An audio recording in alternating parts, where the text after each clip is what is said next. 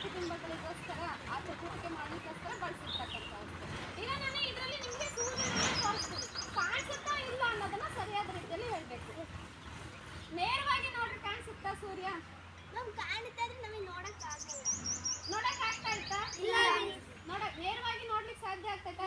ಅಂದ್ರೆ ಸೂರ್ಯನ ಬೆಳಕು ತಟ್ಟೆ ಮೇಲೆ ಬೀಳ್ತಾ ಇತ್ತಲ್ಲ, ಅಂದ್ರೆ ಈ ಪರದೆಯ ಮೇಲೆ ಬೀಳ್ತಾ ಇದೆಯಲ್ಲ, ಅದನ್ನ ನೇರವಾಗಿ ನಿಮ್ಮ ಕಣ್ಣಿನ ಮುಖಾಂತರ ನೋಡ್ಲಿಕ್ಕೆ ಅಂದ್ರೆ ದೃಷ್ಟಿ ಹಾಯಿಸಿ ನೋಡ್ಲಿಕ್ಕೆ ಸಾಧ್ಯ ಆಗ್ತಾ ಇದೆಯಾ? ಹಾಗಾದ್ರೆ ಇದು ಎಂತ ಪ್ರತಿಬಿಂಬವಾಗುತ್ತೆ? ನೋಡ್ಲಿಕ್ಕೆ ಸಾಧ್ಯ ಇಲ್ಲ. ಅಂದ್ರೆ ಪರದೆಯ ಮೇಲೆ ಏನನ್ನ ನಾವು ನೋಡ್ಲಿಕ್ಕೆ ಸಾಧ್ಯ ಇರಲ್ಲ, ಆ ಪ್ರತಿಬಿಂಬಗಳನ್ನ ನಾವು ಮಿಥ್ಯ ಪ್ರತಿಬಿಂಬಗಳು ಅಂತ ಹೇಳ್ಬಿಟ್ಟು ಕರಿತೀವಿ.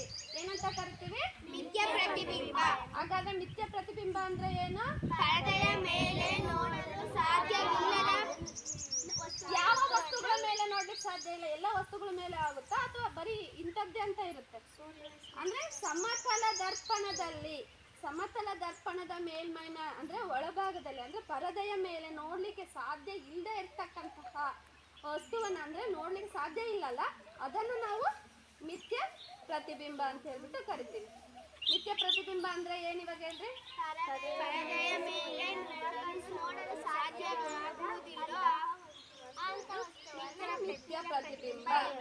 ಎಂತ ವಸ್ತುಗಳ ಮೇಲೆ ನೋಡ್ಲಿಕ್ಕೆ ಎಂತ ದರ್ಪಣಗಳ ಮೇಲೆ ನೋಡ್ಲಿಕ್ಕೆ ಸಾಧ್ಯ ಇಲ್ಲ? ಎಂತ ದರ್ಪಣಗಳ ಮೇಲೆ? ಸಮತಲ ದರ್ಪಣಗಳ ಮೇಲೆ. ಅಂದ್ರೆ ಸಮತಲ ದರ್ಪಣಗಳ ಮೂಲಕ ಪರದೆಯ ಮೇಲೆ ನೋಡಲು ಸಾಧ್ಯವಿಲ್ಲ. ಇವುಗಳನ್ನ ನಾವು ಮಿಥ್ಯ ಪ್ರತಿಬಿಂಬ ಅಂತ ಹೇಳ್ಬಿಟ್ಟು ಕರಿತೀವಿ. ಸ್ಟಾಪ್ ಮಾಡಿ.